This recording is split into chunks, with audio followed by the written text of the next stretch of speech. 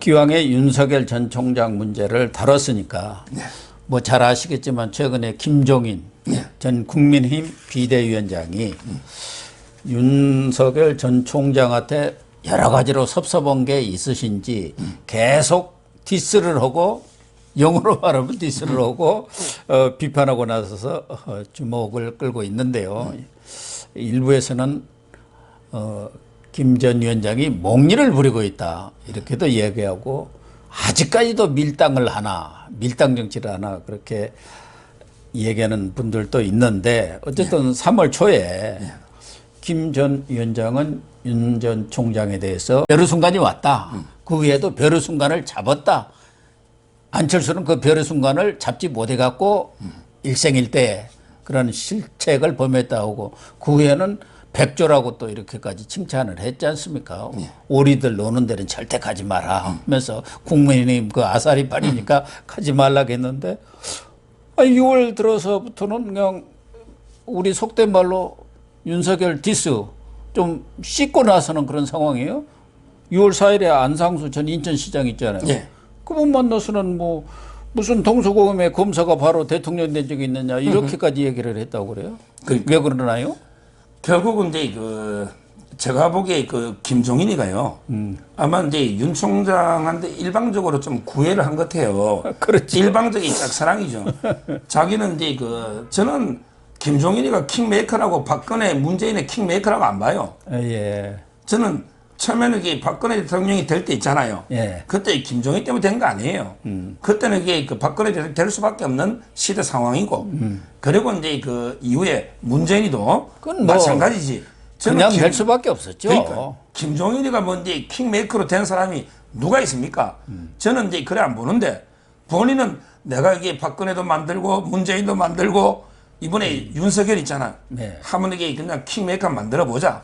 이렇게 일방적인 저는 짝사랑 있잖아요. 네. 근데 윤 총장은 김종인처럼 이게 구태 정치하고 손잡고는 도저히 성공할 수가 없거든요. 예. 그래서 제가 옛날에 TV조선에서 뭐라 했냐면, 김종인을 이제 윤석열에 대한 걸 김소월의 시로 제가 비유한 적이 있어요. 아, 그래요? 김소월의 시 중에요.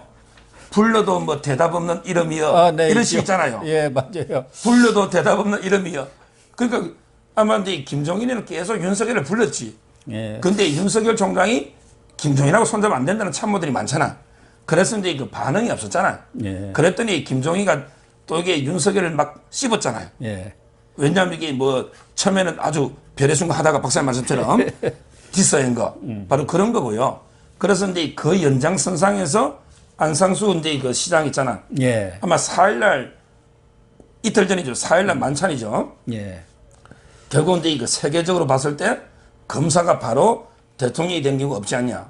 뭐 이런지, 지금 이게 검사가 바로 대통령이 된 경우, 이 말을 이게 지금 누가 있어요? 황교안은 이미 총리부터 정치를 많이 했잖아. 총선도 하고. 예. 황교안 보고 하는 이야기도 아니고. 그럼 이게 검사가 홍준표는 지금 정치 몇십 년 했잖아. 예. 그것도 아니고. 그럼 이게 원희룡이도 정치 몇십 년 했잖아. 지금 이게 검사가 바로 가는 경우는 윤석열밖에 없잖아요. 예. 그래서 이게 윤석열 저는 공격이 맞다 보거든요. 근데 이게 이제 파문이 이니까 다시 이게 윤 총장을 겨냥한 건 아니다. 이렇게 수습하려고 하는데, 저는 이게 너무 노예하게 치고 빠지는 게 아닌가 이래 보입니다. 어쨌든 김종인 전 비대위원장 입장에서는 그동안 애타게 윤석열 전 총장한테 부여를 했지 않습니까? 본인이 전화를 한다면 내가 뭐 언제든지 만날 수 있다고 하면서 전화를 좀 빨리 해주세요 하고, 또 5월에는 아마 정치적으로 무슨 중요한 입장 발표가 있을 거라고 했는데도 뭐 아무 얘기 없었고, 국민의힘은 절대 안 들어갈 거라고 했는데 국민의힘 입당이 어떻게 보면 좀 기정사실화되는 듯한 모습을 보이고, 특히 저는 김종인 비대위원장이 좀 정치적으로 그런 큰 대선도 많이 치르고 그래서 뭐 상당히 폭이 넓은 책략가인 것만은 사실이지만, 좀 말에 일관성이 없는 것들이 많이 있다. 특히 대표적인 게 비대위원장 하실 때는 제3지대론 이런 것 나올 때 그 호사가들이 하는 얘기지, 제3지대로 성공한 애가 있느냐 이렇게 얘기하고, 지금 나와서는 윤석열보다 계속 오라는 게 그거 아닙니까? 마크롱 모델로 가야 한다. 이건 전혀 전에 했던 얘기하고 다른 주장을 하고 있고, 또 하나는 본인이 늘 모든 일에 주역이 되려고 한다. 사실은 이제 참모라든가 뭐 킹메이커든 누구든 간에 대권 후보를 전면에 내세우고 본인들은 조연으로 빠져야 하는데, 이분은 지금 본인이 전부 총괄 기획하고 내가 무등태워 갈 테니까 너는 거기 따로라, 그런 상황 아닙니까? 그걸 지금 윤 총장은 거부한 거 아니에요. 그렇죠. 그래서 이제 이거 대안으로 요즘 또 이게 별을 띄우는 게 김동연, 예. 예. 우리 부총리 이런 게 있고요. 또 이제 김동연이 또 거부하면 또 모르죠. 최재형을 또 어떻게 할지. 뭐 전에 최재형 감사원장하고도 이렇게 선을 대서 한번 보자고 했는데 최재형 쪽에서 별 얘기가 없었고, 제가 듣기로는 최재형 감사원장은 측근들한테 난 대권 그거 안 한다고 분명히 얘기를 했대요. 예. 그래서 이제 저는 참모나 이제 킹메이커 있잖아요. 예. 되려면 이게 저는 가장 이상적인 모델이 두 명 있다 봐요. 역사에 보면 예. 하나는 이제 그 제갈 공명 제갈량하고요. 예. 그다음에 또 한 분은 이제 초안지에 장량이라고 있잖아요. 예, 그렇죠. 장량 장자방 할 때. 예. 그 항우하고 유방할 때 유방 밑에 장량. 그럼 이게 두 분이 왜 저는 이상적인 참모냐? 제갈량은 이제 그 삼고초려라고 있죠. 예. 오히려 이제 유비가 세 번이나 모시려고 찾아갔잖아요. 그런 게 좀 있어야 되는 거예요. 참모는 삼고초려 하도록. 근데 그 김종인은 어떻게 해요? 찾아오도록 삼고초려하는 게 아니고 본인이 이어갔다 저갔다. 본인이 오히려 이렇게 세 번이나 찾아다니고 있잖아, 누구를. 그게 저는 자세가 맞는가 생각이 들고. 그리고 이제 장량은 뭐냐면 공을 세우고 이제 그 토사구팽 안 당하려고 공을 세우고 이제 물러났잖아요. 이걸 이제 공성신퇴. 공을 세우고 나면 몸이 물러나는 공성신퇴. 아주 이게 모범입니다. 네, 그렇죠. 끝까지 있으면 한신처럼 이게 구워 싼게요. 네. 토사구팽. 근데 저는 장량이나 제갈량 같은 이런 참모들이 필요한데, 김종인은 보세요. 본인이 이게 어떻게 한 자리 할 데 없는지 본인이 찾아다니고 있고, 완전히 가방파리처럼 본인이 찾아다니고 있잖아요. 예. 그리고 이게 뭐 하나 이게 끝나고 나서도 물러날 줄 모르고 계속 이게 끊임없이 여의도 근처에 어슬렁어슬렁거리고 있잖아요. 네. 이제 본인의 시대적 사명이나 역할은 끝났다 보거든요. 이 정도면 이게 좀 물러날 줄 알아야지. 도대체 언제까지 저는 정치판에 계속 하려고 하는지 상당히 좀 의문이 들어요.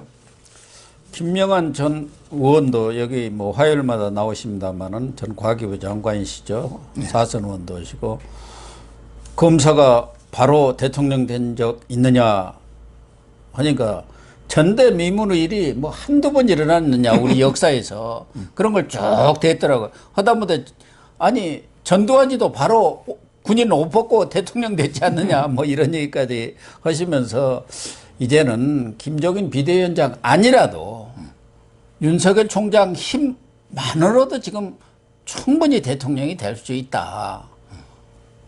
검사 아니라 검사 누구라도 대통령이 바로 될 수 있다고 역공을 가했더라고요. 저도 이게 뭐 전대미문이라 볼 수도 있는 거고, 처음 일어나는 일도 많으니까. 네. 그게 아니더라도 이게 뭐 군인 박정희 대통령도 이게 5.16 혁명으로 뭐 정권 잡은 거고요. 예. 군인보다 검찰은 그래도 문민이잖아요. 예. 군인이 이게 바로 정치하는 경우도 있는데 뭐 그 적절성을 떠나서, 그런데 이게 검찰도 뭐 바로 이게 대통령 되지 말란 법은 없는 거예요.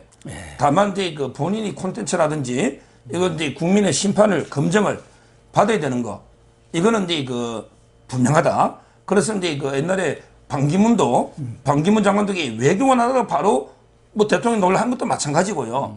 결국은 이제 그 콘텐츠와 국민의 심판 문제지, 꼭 그렇죠. 누구는 안 되고 누구는 되고 이렇게 해서는 반드시 배제할 건 아니다, 이렇게 보입니다.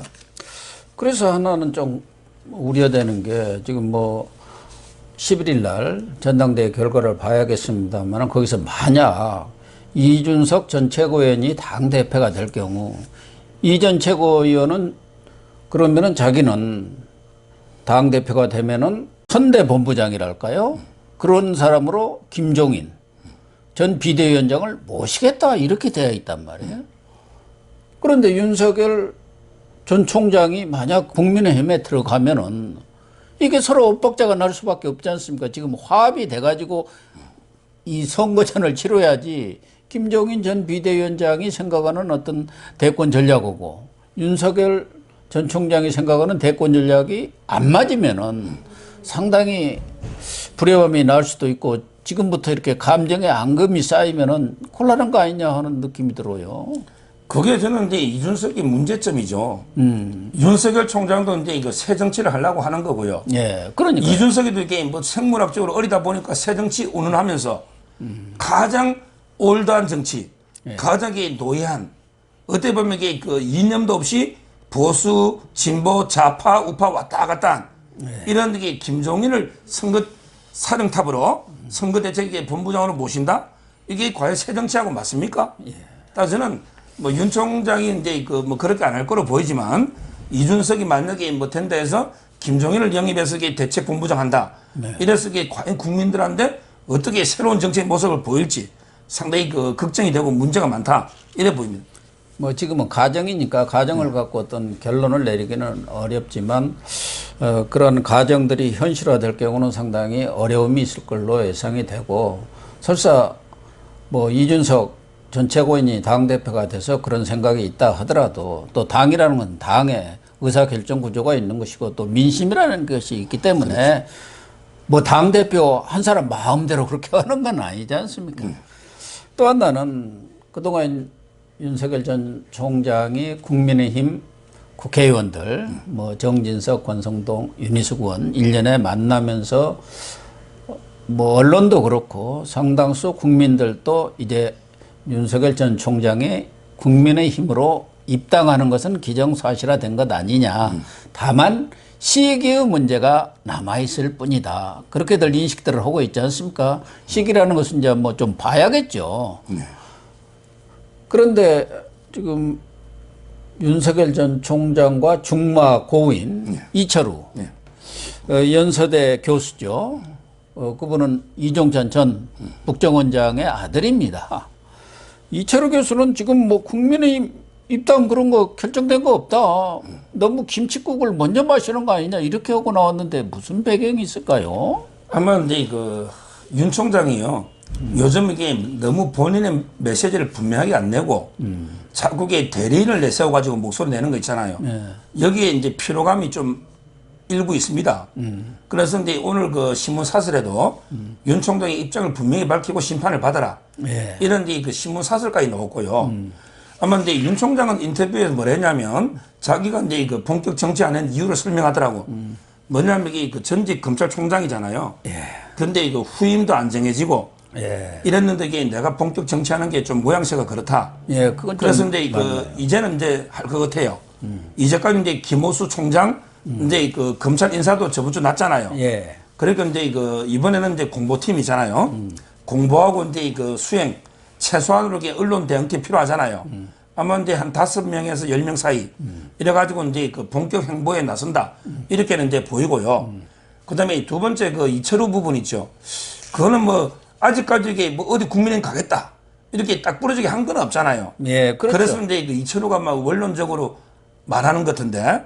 근데 실제 이철우 교수 자체가 이게 약간 저 민주당 성향입니다. 아, 그래요? 예. 왜냐하면 이게 아버지 이종찬이가 DJ맨이에요. 원래는 이게 민정당에서 정치했지만 저쪽으로 가서 이게 그 이미 지금 이게 민주당 계열로 넘어갔잖아요. 그러다 보니까 이게 상당히 진보적인 학자로 통합니다. 그러니까 아마 사심 없이 친구로서 전달한다 하지만 그러게 저는 이철우가 아다르고 어다르잖아요. 약간은 이게 본인 생각, 본인에게 국민의힘으로 가는 걸 좀 반대하는 것의 내심. 이철우 교수는 그래서 이게 저는 정확한 전달은 과연 이게 아니지 않느냐 이런 생각이 들고요. 근데 궁극적으로 저는 윤 총장은 이게 국민의힘으로 들어옵니다. 그건 이게 딱 제가 보기에 두 가지인데요. 하나는 이제 바로 안철수 반면교사예요. 안철수가 제3지대에 있다가 오세훈이하고 단일할 때 있잖아요. 그때 안철수가 국민의힘 미리 들어갔으면 서울시장 됐죠. 그렇죠. 근데 오세훈이가 그 컨벤션 효과 때문에 후보가 되면서 이게 지지율이 떠가 역전됐잖아. 그럼 이게 윤 총장도 국민의힘의 후보가 누가 뜨면 컨벤션 효과 있으면 이게 이긴다는 보장이 없죠. 그렇죠. 그 안철수 효과 반면교사가 하나 있고요. 아, 그러네. 그 다음에 두 번째, 제가 이거는 확실한데, 윤 총장이 조직이나 자금, 특히 조직 있잖아요. 이거 되게 그 개인이 많이 할 생각이 없어요. 이거는 국민의힘의 공조직을 이용하겠다. 이랬거든요. 국민의힘의 공조직. 거기 가면 이게 대변인단도 몇십 명 있습니다. 그렇잖아요. 부대변인들도 본인은 최소한으로 수행 참모 최소한이고 국민의힘의 공조직을 이용한다. 조직 자금 문제가 있잖아요. 여기 두 번째고 하나 더 추가하면 이것도 재미있는 이야기인데 윤 총장 참모총에서는 야, 국민의힘에 지금 고만고만하니까 내가 가면 무조건 이긴다. 자기가 질 것 같으면 안 들어가죠. 그러겠죠. 지금 이게 1% 되는 사람 누가 있냐? 내가 가면 이게 무조건 이긴다는 생각이 있으니까 들어올 거 아닙니까? 갤럽 보니까 자신감. 유승민 전 의원은 1%도 안 들었는지 그 이름도 안 올랐더라고요. 그러니까요. 맞아요. 지금 이게 1% 이상 된 사람이 원희룡, 없잖아요. 유승민 아무도 안 올랐어. 지금 이게 이준석 3%. 이준석이는 나이가 40이 안 되잖아요. 예. 나이 40대에 대통령 노잖아요. 이준석이는 36살이니까 안 되고, 예. 그다음에 홍준표는 외부에 있고, 그다음에 오세훈이는 서울시장 못 노잖아요. 예. 그러니까 근데 윤 총장이 국민의힘에 들어가도 무조건 된다. 이런 자신감. 그래서 이런 이유로 저는 국민의힘에 입당한다. 이렇게 저는 보고 있어요. 그래서 이철우 교수는 모든 가능성을 열어놓고 있다. 다만 국민의 열망, 바람에 따라서 결정할 것이다. 지금 윤석열 총장이 직접 얘기한 것은 내가 정치를 하고 싶어서 한 게 아니고 국민이 소환해서 내가 정치를 한 거니까 국민의 명령에 따르겠다. 그런 입장이라는 것을 이렇게 언론한테 특히 중앙일보고 인터뷰에서 얘기를 했었고요.